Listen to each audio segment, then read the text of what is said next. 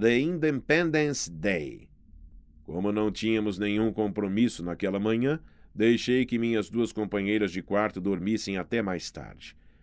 Eram quase 9 horas quando elas acordaram e me chamaram para descermos, antes que terminasse a hora do café. Era feriado e nosso garçom não estava lá como de costume. Ficamos sem as piadinhas matutinas que envolviam Ramon. Eu já não aguentava mais comer sanduíches de presunto, ainda mais com aquele sabor tão diferente do presunto brasileiro. Para ser sincero, aquele presunto americano não tinha gosto algum. Minha mãe disse que tinha visto uma igreja a algumas quadras do hotel e queria ir até lá rezar um pouco. Minha irmã disse que iria com ela. Essa igreja ficava no caminho para o supermercado e, na volta, aproveitariam para comprar algumas frutas e suco de laranja. Elas se arrumaram, saíram e fiquei no quarto descansando e me preparando psicologicamente para o que estava por vir. Aquela seria a terceira cirurgia em exatos 3 meses. Eu não estava assustado, nem tinha medo. Pelo contrário, estava confiante e com uma certeza. Se tanta gente estava mobilizada para que eu voltasse a enxergar, se eu não fosse merecedor daquela dádiva, ela seria concedida àquelas pessoas. Por outro lado, eu sabia o quão incômodo era o período pós-operatório. Além de super doloroso, o fato de ficar dias e dias sem poder me mexer era terrível, quase uma tortura sem carrasco. Por isso, era até bom que eu ficasse sozinho, me concentrando e pensando nas coisas boas que eu já tinha feito na vida e naquelas que voltaria a fazer. Algumas dessas lembranças me faziam sorrir. Lembrava dos tempos em que pratiquei capoeira, das viagens de moto pelo litoral e das festas das repúblicas da faculdade. Com essas lembranças, acabei voltando ao tempo em que eu e a molecada íamos à zona, em Santos, e acabei rindo sozinho no quarto. Foram histórias e mais histórias, uma mais engraçada do que a outra. Costumávamos ir em 10 ou mais garotos, todos na Kombi do Mapa, que, aliás, era o único da turma que tinha carro. Aquela Kombi era usada para fazer entrega de produtos de limpeza, por esse motivo ela não tinha o banco do meio, e a molecada se ajeitava como podia. Sempre tinha um novato na galera e sempre rolava uma brincadeira nova. Lembrei da noite em que o Latrequia pediu para que o Mapa passasse antes na casa dele, que era no caminho da balsa, para ele pegar um puff, pois não queria ir sentado no chão da Kombi. Para quê? Quando estávamos na fila da balsa, o calor era insuportável, mas ninguém queria descer para não perder o lugar. O Latrequia, achando que o lugar dele estava garantido, desceu. Nós travamos a porta por dentro e, quando a fila andava, ele vinha correndo atrás da Kombi, pedindo que abríssemos a porta. Na maldade, ninguém abria. E ainda por cima, começamos a chutar o tal puff para lá e para cá. O cara foi ficando nervoso, ameaçando a molecada, e quanto mais ele esperneava, mais a gente sacaneava. Até que o puff não aguentou e começou a soltar o recheio. Aí a galera percebeu que tinha feito merda e deixou ele entrar. Era só palavrão. Latrequia estava tão nervoso que quase chorou. Essa viagem rendeu comentários por muitos meses entre a turma. O legal da minha adolescência é que ninguém da turma usava drogas. Só 2 ou 3 fumavam cigarro. Era uma turma bem tranquila e divertida. Naquele momento, tentei imaginar o que meus amigos estariam fazendo no Guarujá. Certamente a cidade estava cheia com o início das férias de julho. Muitos dos meus amigos deviam estar rodando a cidade de moto, à caça das gatas de Sampa e do interior, que eram habituês de nossa city naquela época do ano. Estava com muitas saudades da minha praia e do futebolzinho de quase todos os dias. E de transar, então? Nem se fala. Já fazia 3 meses que eu tinha saído com a Magda, minha última transa, e se eu não voltar a enxergar, como é que eu vou fazer? Ser ou estar cego é uma situação muito mais difícil do que se possa imaginar. A falta da visão é ainda pior quando a pessoa enxergava normalmente e, ainda jovem, fica cega de uma hora para outra. Foram muitas as vezes em que eu pensei nisso naqueles 3 meses. A pessoa cega fica 100% do seu tempo convivendo com a impossibilidade de enxergar. No mesmo instante em que ele acorda e abre os olhos, o cérebro do cego já é avisado que ele não enxerga e isso só termina quando ele adormece novamente. Outras deficiências, como a perda de membros inferiores ou perda de movimento dos membros inferiores, são igualmente terríveis para quem as sofre. Porém, essas pessoas podem ter um dia a dia mais próximo da normalidade que uma pessoa cega. Por várias vezes propus uma troca com ele. Minha visão de volta em troca de outra parte do meu corpo. Só os que padecem desses problemas é que podem mensurar o que é pior ou melhor. Nessa época, escutei de muitas pessoas que a perda da visão não era o fim do mundo e que muitas pessoas viviam normalmente apesar de cegas. Diziam que os cegos aprendem a andar sozinhos ou com um cão-guia, a cozinhar, a arrumar a casa, e que quase não há limites para eles. Eu escutava aquilo e pensava: fique cego por 24 horas e depois volte aqui para continuarmos essa conversa. O mundo não foi feito para deficientes físicos. A própria natureza se encarrega de eliminar os indivíduos incapazes.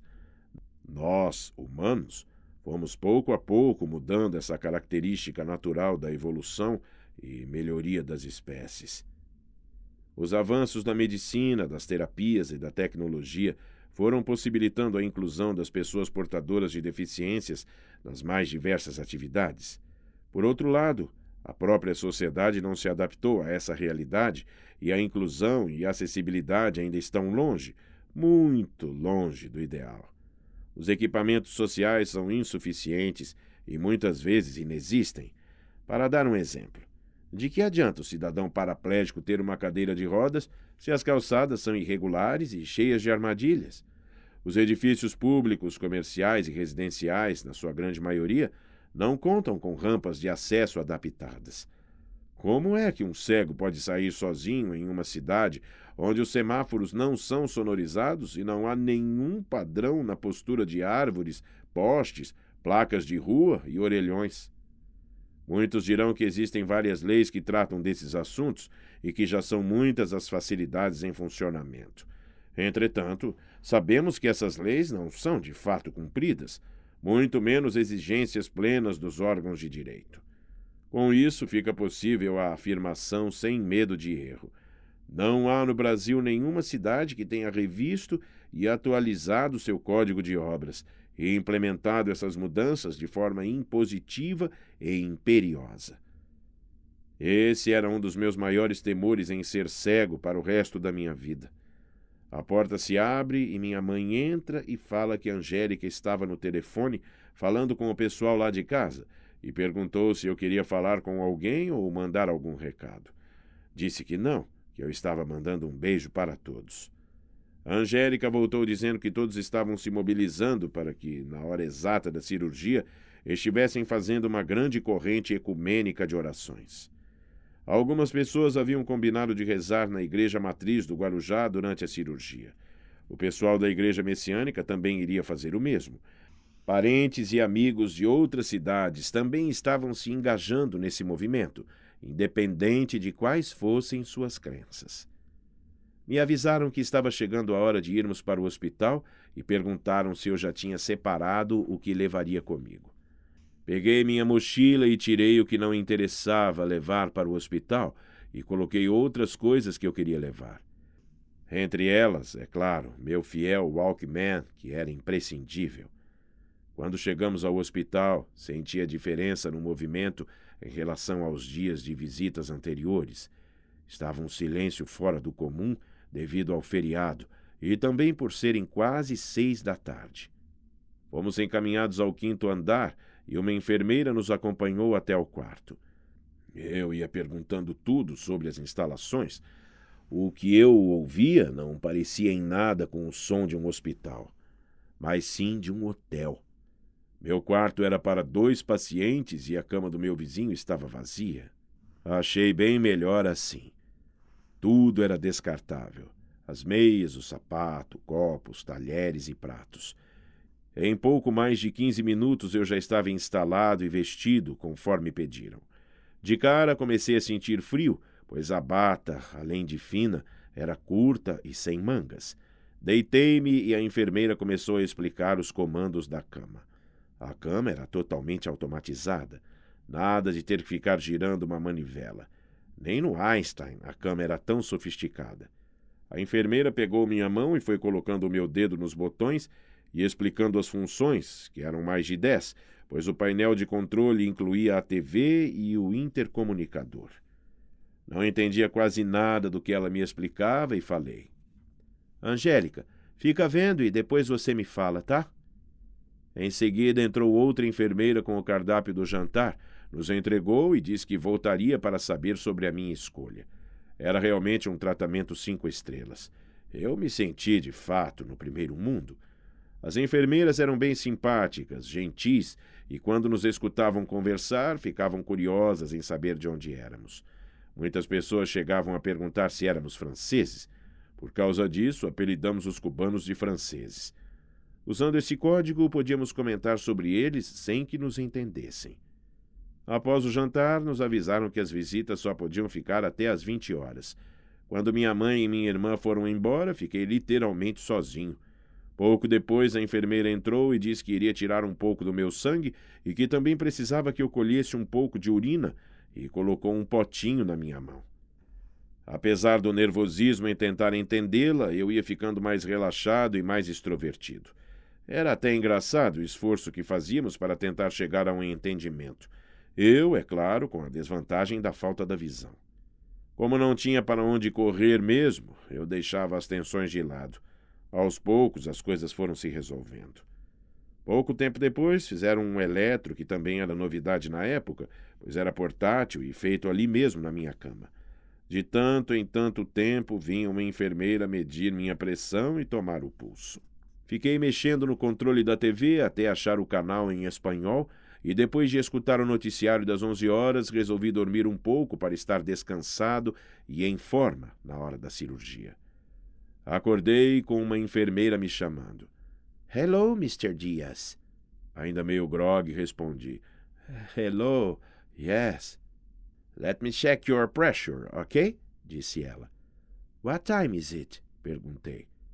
2:30, respondeu ela. Putz, pensei. Caraca, será que até de madrugada vão ficar medindo essa porra? Pensei. E assim foi. Fui acordado mais 2 vezes, até que às 7 horas chegou o café da manhã. Eu perguntava o que tinha em cada caixinha, cada pacotinho, e a enfermeira ia falando. No fim, comi umas bolachinhas de água e sal, um pãozinho e tomei o famoso suco de maçã que eu tanto havia visto nos filmes. Aliás, bem sem graça esse suco. Em seguida chegou minha mãe. Logo depois, minha irmã. Angélica já chegou contando que tinha encontrado com o Dr. Blumenkranz e que ele havia dito a ela que estava indo para uma cirurgia e que eu seria o próximo. The Third Surgery. Havia chegado um momento tão aguardado. Faltavam 15 minutos para o meio-dia, quando um enfermeiro entrou no quarto empurrando uma maca para me levar ao centro cirúrgico. Enquanto me deitava nela, ele brincou que precisaria de uma maca maior. Minha mãe e minha irmã, já chorosas, se aproximaram, me beijaram e disseram que tudo daria certo e que eu tivesse força e fé.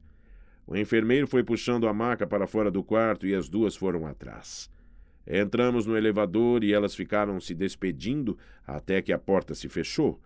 Pronto, dali para frente a coisa era comigo. O enfermeiro quis saber de onde eu era e se eu era jogador de basquete.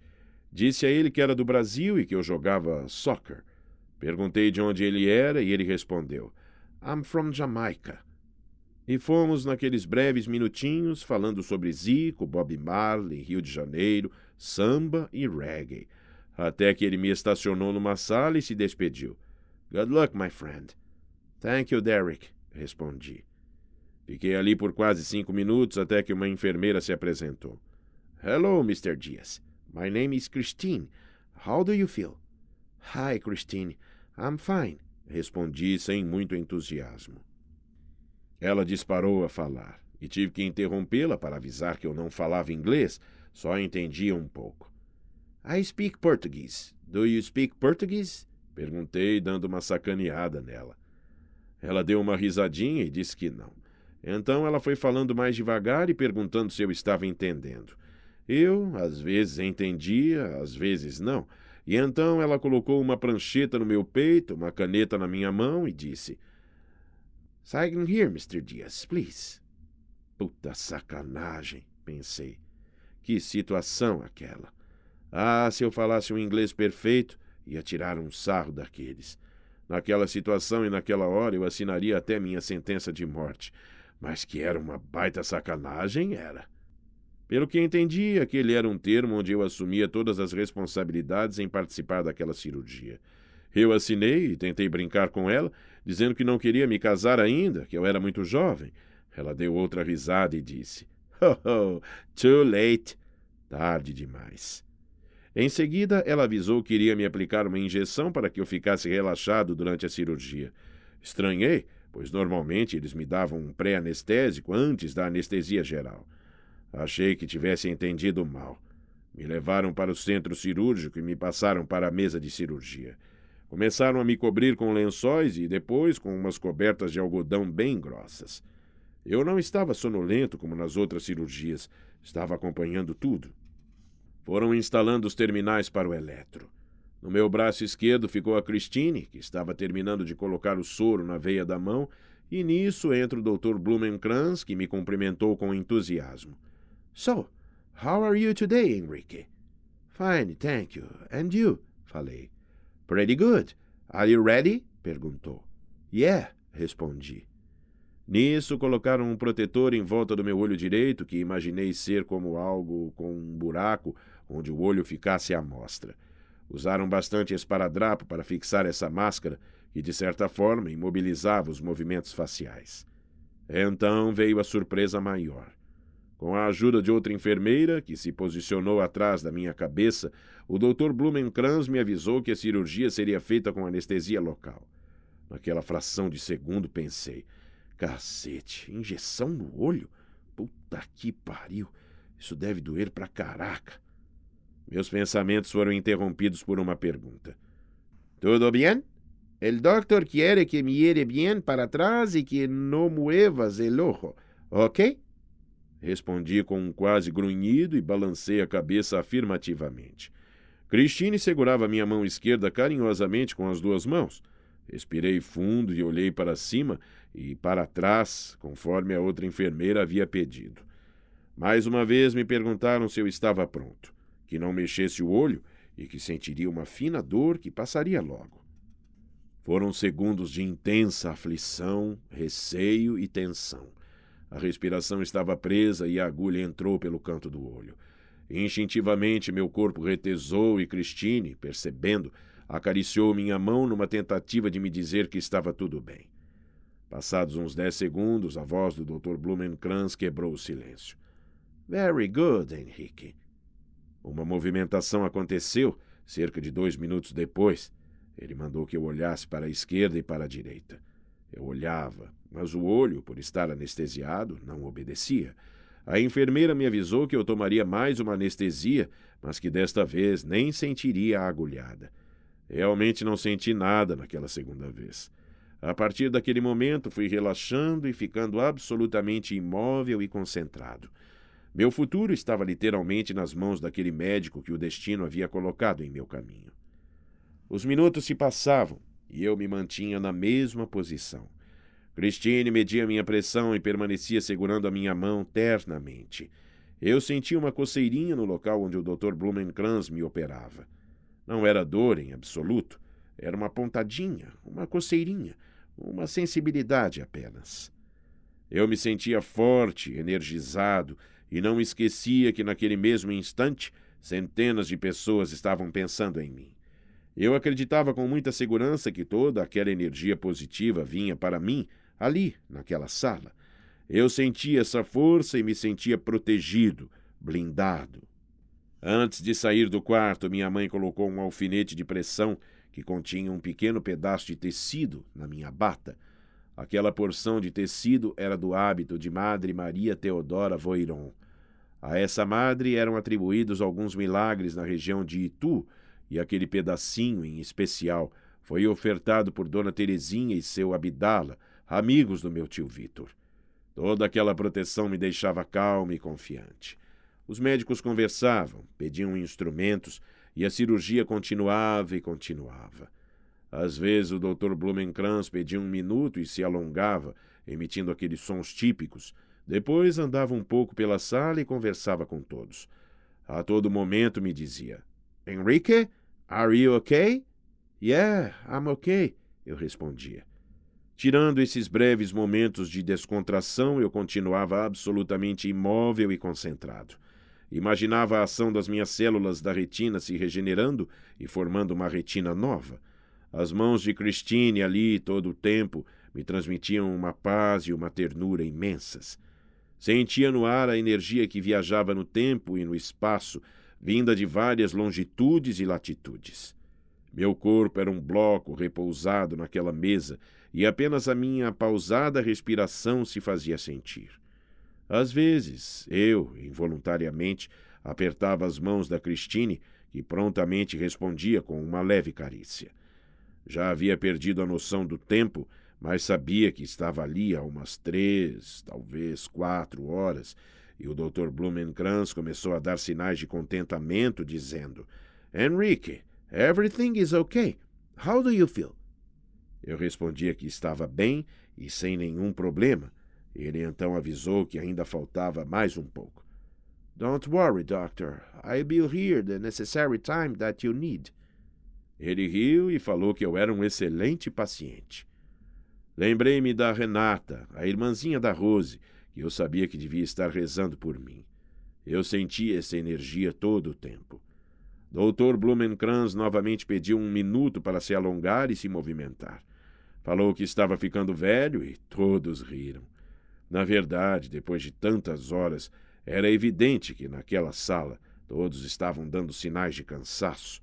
Estranhamente, eu não estava.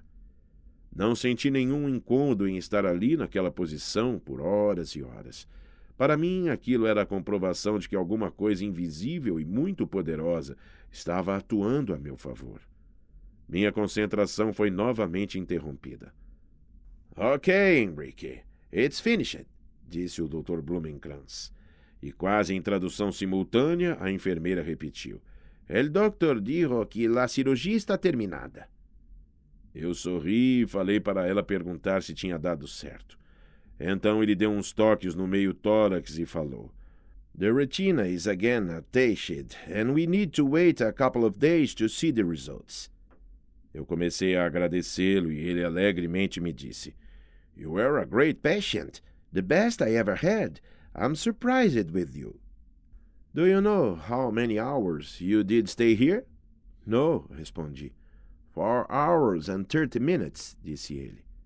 Agradeci novamente e ele me disse: "Don't thank to me, give thanks to God." Aí eu pedi para a enfermeira dizer que eu agradecia então a Deus e agradecia a ele por sua generosidade e pelo trabalho perfeito das suas mãos mágicas. "Thank you, Enrique. You're very welcome", disse ele mais uma vez, me tocando no peito. "I see you later, ok?" falou se despedindo. Enquanto isso, Christine ia me desconectando dos aparelhos, enquanto outro médico fixava um curativo no meu olho. Alguém me pediu que fosse movendo o corpo cuidadosamente para a esquerda até passar para a maca. Lá, acomodado, todos se despediram. Christine também veio se despedir e me desejava boa sorte. Nunca mais soube dela e nem a conheci visualmente. Quando entrei no quarto, trazido por um enfermeiro, minha mãe e a minha irmã se assustaram por eu ter demorado tanto. Também ficaram surpresas em me ver acordado. Quando souberam que a cirurgia tinha sido feita com anestesia local, ficaram incrédulas. E então eu lhes falei que fora bem melhor do que das outras vezes em que fui operado sob anestesia geral. Fizeram 1000 perguntas, queriam saber tudo o que tinha acontecido, tudo o que o médico achava. Nisso, o Dr. Blumenkranz entra no quarto e explica a elas que tinha conseguido recolocar a retina no lugar e que agora precisávamos esperar mais alguns dias e dar tempo para a cicatrização e recuperação dos tecidos da área operada. Ele explicou que a cirurgia havia demorado muito, pois era uma área muito grande a ser reconstituída, mas ele estava muito confiante no sucesso da operação. Minha mãe chorava, acompanhada pela minha irmã. Depois que ele saiu, as duas quase se jogaram em cima de mim, me abraçando e me beijando. Fiquei emocionado também e elas perceberam que aquilo podia não fazer bem para meu olho operado e se recompuseram. Nesse momento, ouço uma voz masculina falando em espanhol no quarto. Era o novo paciente, que estava ocupando a cama ao lado, e se apresentou. Olá, soy Anselmo Martínez, mucho gusto. Olá, respondi. Angélica então disse que ele estava ali há pouco e seria operado na manhã seguinte, também de descolamento da retina. Meu novo companheiro de quarto era um porto-riquenho de cerca de 50 anos. Falante, extrovertido, puxava a conversa a todo momento. Demonstrou ser uma pessoa bem informada, disse gostar muito do Brasil, da música brasileira e que já tinha ido ao Brasil uma vez. Logo após o jantar, elas me perguntaram se eu queria mais alguma coisa, pois estavam cansadas e já estava quase na hora do horário de visitas terminar. Minha mãe disse que iam ligar para o meu pai para contar as novidades e que voltariam na manhã seguinte. Pedi que deixassem o meu Walkman na mesinha ao lado da cama e que mandassem um beijo para todos. Nisso, Anselmo disse a elas que não se preocupassem.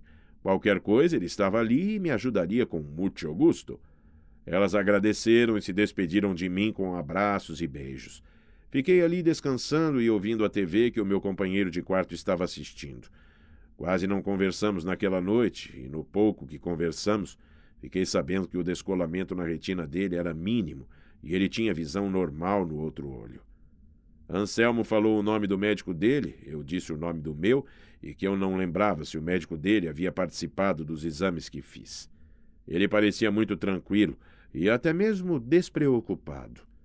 Acabei pegando no sono, só acordei na madrugada. Como eu não tinha nem ideia do horário, estiquei o braço e peguei o Walkman. 4 horas. Exatamente o horário em que todos os noticiários nas rádios em espanhol começavam. Fiquei ali escutando as notícias e dando breves cochilos. Sexta-feira. Já passava das 6:30 quando o Dr. Blumenkranz apareceu dizendo: Good morning, Enrique. How are you feeling? Respondi que estava bem. No pain? Perguntou ele. Eu não entendi e Anselmo me disse em espanhol que ele queria saber se eu tinha dor. Eu disse que não e ele me chamou para acompanhá-lo. Eu não entendia aquilo, já que nas outras cirurgias eu ficara dias deitado em repouso absoluto e sem mexer a cabeça. Levantei-me e ele me deu o braço para que eu o segurasse e fui andando ao lado dele.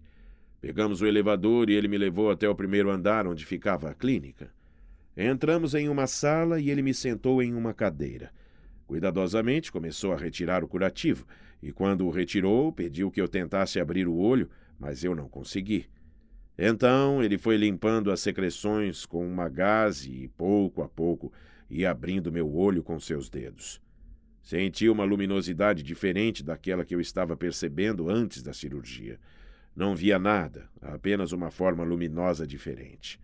Ele pingou umas gotas no meu olho, explicou que era um colírio anestésico e que voltaria em poucos minutos.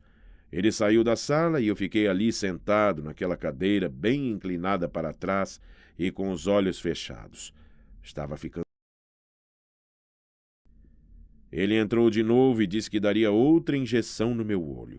Sem outra opção, eu concordei e senti novamente aquela aflição e a agulhada fina penetrando o olho adentro. Não era uma dor insuportável, mas infinitamente mais incômoda do que aquela anestesia aplicada pelos dentistas. Com a entrada do líquido, eu senti uma pressão intraocular. 5 minutos depois, ele me pediu para segurar novamente em seu braço. Saímos daquela sala e fomos para outra. Ele me sentou em outra cadeira, me mandou apoiar o queixo no aparelho e ligou as luzes.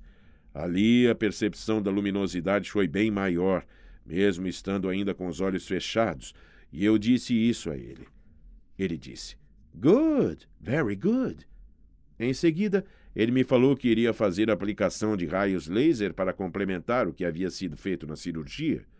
Na hora eu gelei, lembrando da terrível experiência quando o Dr. Sérgio havia tentado usar o laser e eu não conseguira nem abrir os olhos.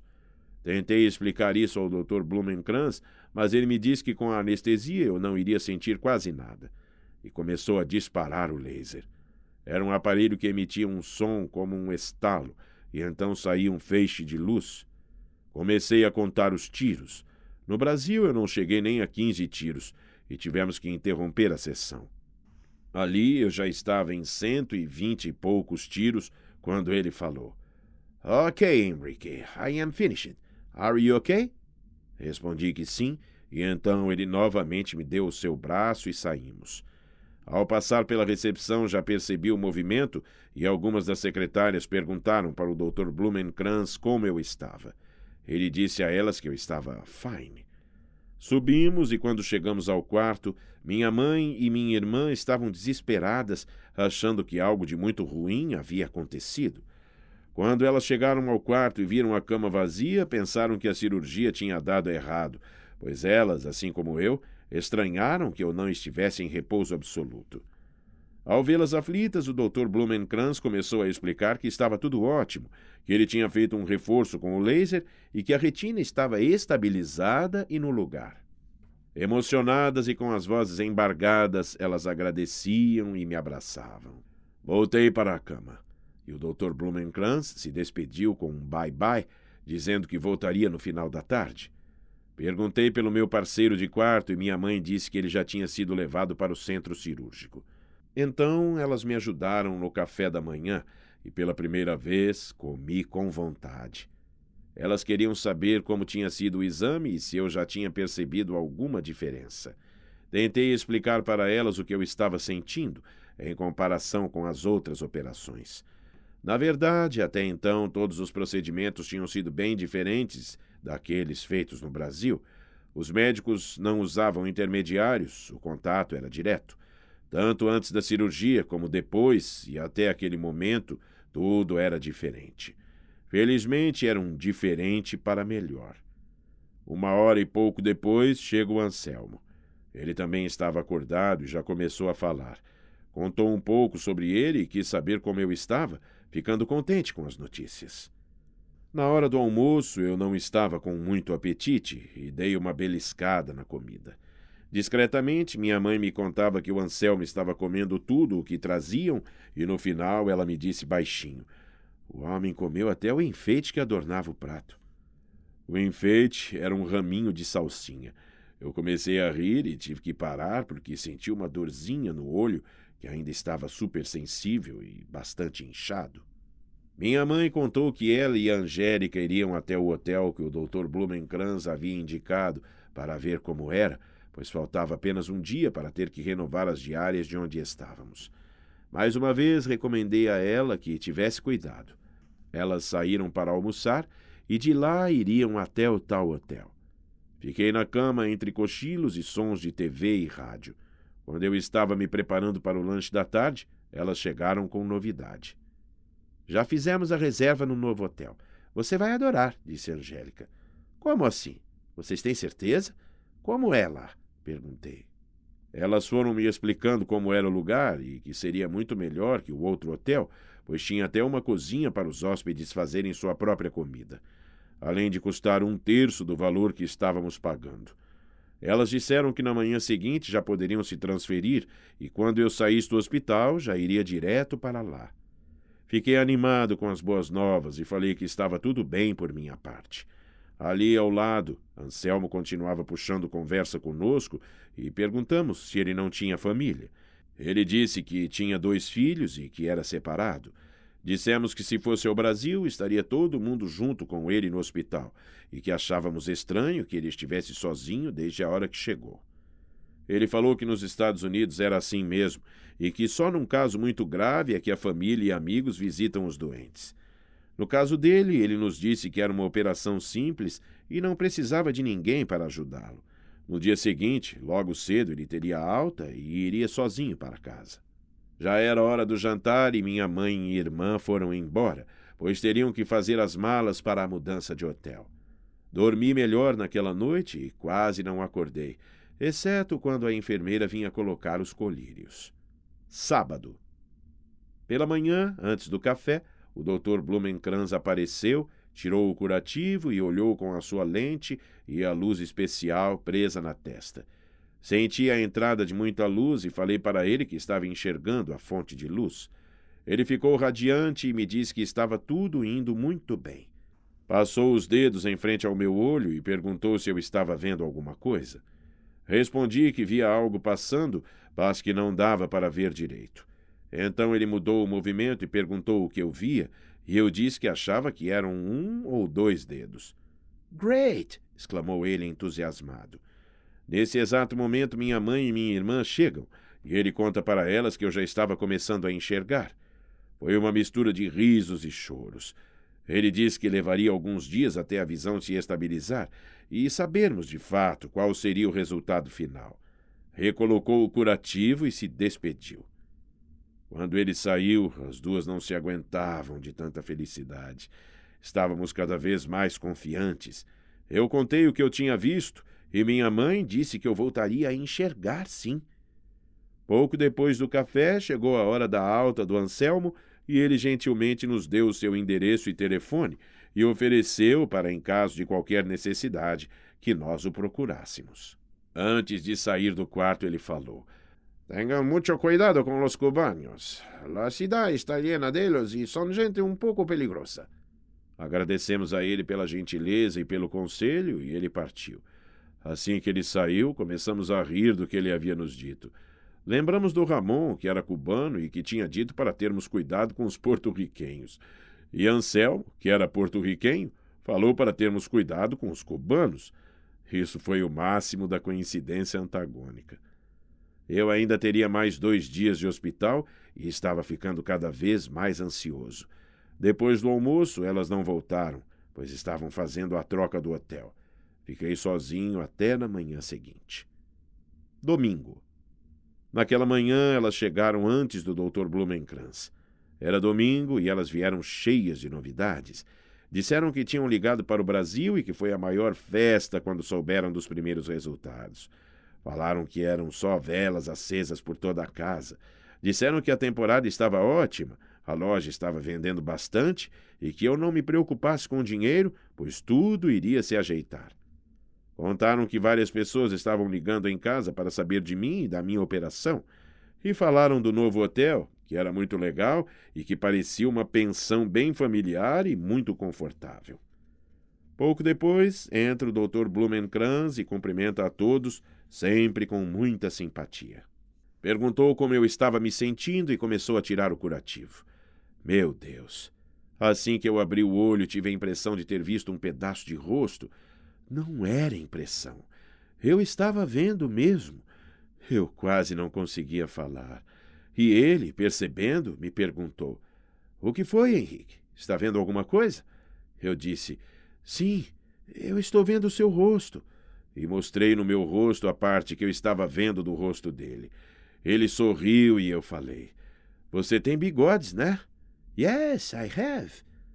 Minhas queridas acompanhantes, a essa altura, estavam abraçadas. Eu quase não conseguia manter o olho aberto.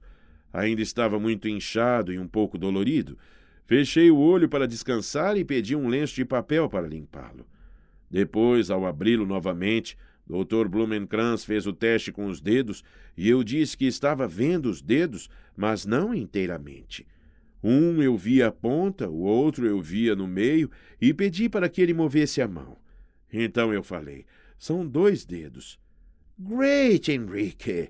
disse ele e pediu que eu fechasse os olhos. Recolocou o curativo e conversou um pouco conosco, se mostrando extremamente contente com o que tinha visto. Quando ele saiu, começou a choradeira. Depois eu fui contando o que tinha conseguido ver. Cheguei a ver a minha mãe em pé atrás do Dr. Blumenkranz. Parecia inacreditável. A cirurgia estava dando certo e a cada dia eu conseguia enxergar mais e mais. Angélica disse que precisava contar aquilo para o nosso pai. Foi até o telefone público que ficava no corredor e ligou a cobrar. Estavam todos emocionados lá em casa e disseram que ficássemos o tempo que fosse necessário para que eu voltasse enxergando. Mais tarde eu comentei com elas. Se fosse novela, quando o médico vai retirando a bandagem dos olhos da atriz e aí ela abre os olhos, ele pergunta se ela está enxergando e a novela acaba. Só no capítulo seguinte voltam à cena e a mocinha diz que sim, se levanta e abraça todo mundo. Nem óculos usam no resto da novela. Pircoró-cocó. Elas riram e concordaram. Eu havia operado há 3 dias e a visão ia se aumentando, se formando, bem lentamente. Pedi para a Angélica descobrir se a corrida de Fórmula 1 que aconteceria em Dallas seria televisionada. Eu adorava Fórmula 1 e naquela temporada tinha aparecido o fenômeno Ayrton Senna dando um show em Mônaco 1 mês atrás e era a sensação do momento. Ela ligou a TV e ficou olhando o canal que deixava a programação de todos os canais rolando na tela. Esse canal, o TV Guide, era uma novidade para nós e facilitava enormemente a busca de um programa nos mais de 70 canais disponíveis. Para minha decepção, a corrida não aparecia na programação de nenhum canal. Como eu já estava no hospital há quase 5 dias, pedi que comprassem umas batatinhas fritas e um milkshake no McDonald's. Pedido feito, pedido atendido. Enquanto eu comia, elas me contavam sobre o novo hotel e os hóspedes com os quais tinham feito amizade. Aquele foi um domingão bem tranquilo e com pouca movimentação pelo hospital. Estávamos muito animados com os últimos resultados. Agora faltava pouco para saber com mais certeza o resultado final daquela cirurgia. As perspectivas eram excelentes. Isso nos deu um ânimo extra, uma força que tirava aos poucos aquele peso de nossas vidas. Após o jantar, um pouco antes das 7 horas, falei que elas podiam ir embora para descansarem um pouco. Eu ficava incomodado de estar dando tanto trabalho. Sabia que faziam por amor e por vontade própria, mas elas também precisavam se desligar um pouco, mesmo que fosse por algumas horas. Mal elas se despediram, liguei o rádio e fiquei de estação em estação, tentando descobrir algo sobre a corrida, mas nada. Caramba, meu, por que será que aqui nos Estados Unidos não passa Fórmula 1? Pensei. Só se ouvia falar em beisebol. Eu não entendia nada do assunto, não conhecia os times e nem os jogadores. A mesma paixão que nós temos pelo futebol, os norte-americanos e os cubanos têm pelo beisebol. Só que no futebol nós damos mais importância aos lances polêmicos e às fofocas, e eles dão muito valor às estatísticas. Num dos boletins de notícias, finalmente deram o resultado do Grand Prix, mas só falaram o nome de quem ganhou a corrida. El ganador del Grand Prix de los Estados Unidos foi el finlandês Keke Rosberg. E mais nada. Eu teria que esperar a próxima ligação do Brasil e perguntar sobre a corrida e sobre o Corinthians, pois também sequer mencionavam o futebol brasileiro nos noticiários. Naquela noite fiquei mais acordado que dormindo. Estava ansioso para ir para o hotel e mais ainda para voltar a enxergar. Como ficaria a minha visão? Eu não tinha a menor ideia. Quantos por cento eu voltaria a enxergar? Só o tempo me daria aquelas respostas, e faltava pouco. Segunda-feira. Outra vez o Dr. Blumenkranz madrugou e chegou ao meu quarto antes das 7 horas. "Good morning, Enrique. How are you feeling today?" disse ele com animação. "Good morning, Dr. Blumenkranz. I think that I'm fine, thanks. And you?" respondi. Ele respondeu que estava muito bem e agradeceu. Em seguida já foi retirando o curativo. Acho que ele estava mais ansioso do que eu para saber o resultado daquela operação. Assim que ele começou a passar o lenço de papel para remover as secreções, eu, mesmo com o olho ainda fechado, já notava uma coloração meio alaranjada causada pela entrada de luz no olho. Ao abrir os olhos, meu cérebro recebeu pela primeira vez a imagem do rosto do Dr. Blumenkranz. Eu queria ter dado um grito, daqueles que os lutadores dão ao vencerem suas lutas. Não sei como, mas consegui dominar a emoção e falei: "I'm seeing your face, doctor. Oh, my God! Really, Enrique?" Respondeu ele com um sorriso que eu enxerguei. "Yeah, I'm seeing you." Então ele colocou a mão a uns 2 palmos do meu rosto e perguntou quantos dedos eu estava vendo. Eu fazia um pouco de esforço para ir respondendo e pedi a ele que movesse a mão um pouco para facilitar, e fui respondendo sem errar. Ele ficou alucinado e perguntou o que mais eu estava enxergando naquele quarto. Fui tentando fixar o olhar nas coisas que estavam ao alcance da minha visão e falei: The windows here, the TV here. E fui falando e apontando.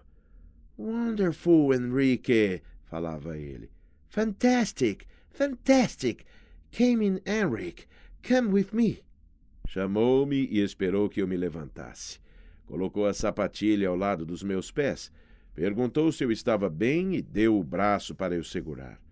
Quando saímos do quarto, virou à esquerda e demos uns 10 passos. Perguntou se eu estava vendo o corredor.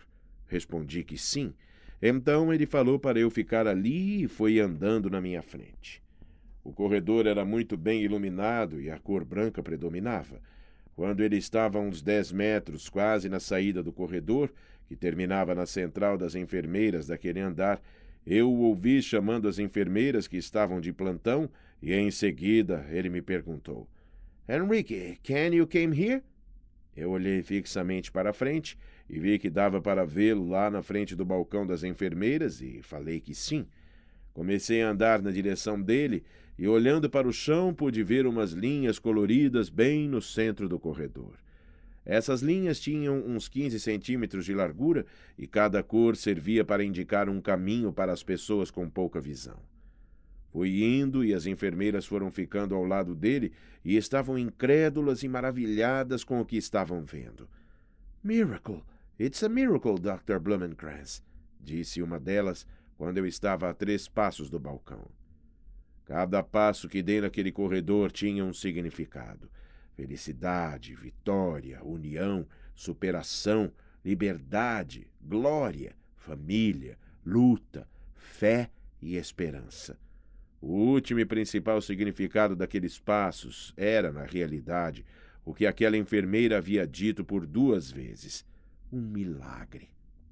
Naquele momento, eu me lembrei do dia em que o Dr. Blumenkranz tinha dito que as minhas chances eram de 1 a 3% de sucesso, e pela reação daquelas enfermeiras, acho que ele tinha dito de 1 a 3% por piedade.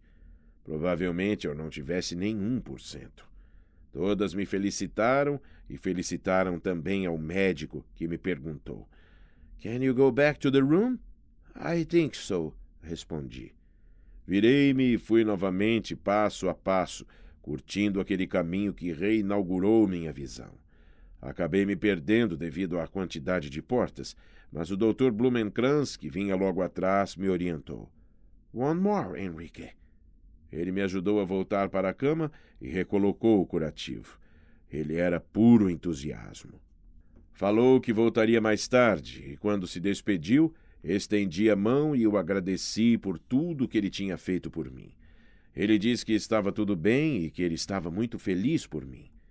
Meia hora depois, minha mãe e minha irmã chegaram e lhes contei a grande novidade e elas não puderam acreditar.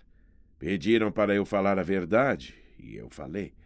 Na hora em que ele voltar, vocês perguntam a ele. Nem precisava. Elas sabiam que eu não brincaria com isso, mas parecia uma coisa fantástica demais, maravilhosa demais. Tomei meu café da manhã enquanto Angélica foi até o telefone para contar as novidades para o pessoal lá de casa. Ela contou que meu pai tinha ficado super emocionado e que ele e meus irmãos iriam começar a avisar a todos imediatamente. Por volta das 10 horas, o Dr. Blumenkranz chegou, acompanhado de outro médico. Ele contou alegremente para elas o que aconteceu pela manhã. Elas o abraçaram, agradeceram e o médico ficou feliz em ver que a família está recuperada. Ele veio até mim e retirou o curativo. Fez o teste dos dedos e então, ao mover um pouco a cabeça, pude ver a minha mãe e a minha irmã. Brinquei com elas falando: Oi! O Dr. Blumenkranz brincou também e falava com outro médico explicando o meu caso. Eles me examinaram com a lente e a luz especiais. O médico me felicitou e congratulou o Dr. Blumenkranz pelo resultado da cirurgia. Ele disse que eu era o responsável por tudo e repetiu que eu era um excelente paciente. Eles se despediram e, antes de sair, o Dr. Blumenkranz anunciou que eu teria alta na manhã seguinte. Finalmente. Minha mãe tremia de tanta emoção e falamos para ela. Olha lá, hein? Não vá ter um piripaque logo agora. Parecia um sonho, mas era a mais pura realidade Eu estava enxergando outra vez. Sem perda de tempo, lá foi a Angélica para o telefone e a minha mãe foi atrás. Voltaram contando que lá em casa só estava a avó Rita, que iriam ligar na hora do almoço, e que já tinham falado para a avó ir contando a novidade para quem fosse chegando por lá. Minha ansiedade era tanta que de vez em quando eu soltava o esparadrapo do curativo e dava uma olhadinha. Ficava olhando a minha mãe, minha irmã, e elas às vezes bronqueavam comigo, pois temiam que isso pudesse fazer algum mal. Todo cuidado era pouco, mas era irresistível. Ter a imagem de volta à minha vida era como estar nascendo de novo. Era o meu renascimento. Terça-feira. Dormi mais do que o normal para aquela época e acordei às 6 horas. Mesmo com o curativo, olhei na direção da janela e pude perceber a claridade que entrava por ela. Não resisti e soltei o esparadrapo do curativo, que já estava até meio sem cola devido às várias roubadinhas que fiz naquele dia. Afinal, ninguém é de ferro e eu merecia aqueles arroubos. Fui soltando o curativo. Queria certificar-me que estava tudo bem e que eu ainda estava enxergando. Peguei um lenço de papel e cuidadosamente limpei o olho antes de abri-lo com cuidado. Até respirei fundo. Sim, eu estava enxergando. Até um pouquinho melhor do que no dia anterior. Era a manhã daquela terça-feira, o dia da alta, e conforme fez todos os dias, o Dr. Blumenkranz madrugou. Ele estava muito contente e me levou para a clínica no primeiro andar. Acho que estávamos na sala 216 e ele me examinou nos aparelhos e também com a lente e a luz que naquele exame estava novamente forte e incômoda, como nos tempos de quando eu tinha visão. Eram exames ainda muito difíceis para mim, pois o olho ainda estava inchado, um pouco dolorido e sensível. Pude ver novamente o sorriso em seu rosto ao dizer-me: "Everything is good, Henrique. The retina is attached." Fiquei emocionado e naquele momento eu queria poder me expressar corretamente e falar para ele de todo o meu agradecimento e o quanto era admirável a sua atenção para comigo. Tentei juntar meu vocabulário limitado e pude criar algumas frases onde consegui transmitir a ele um pouco do muito que ele havia feito por mim. No final, resumi com uma frase curta, mas com um enorme significado. "You saved my life."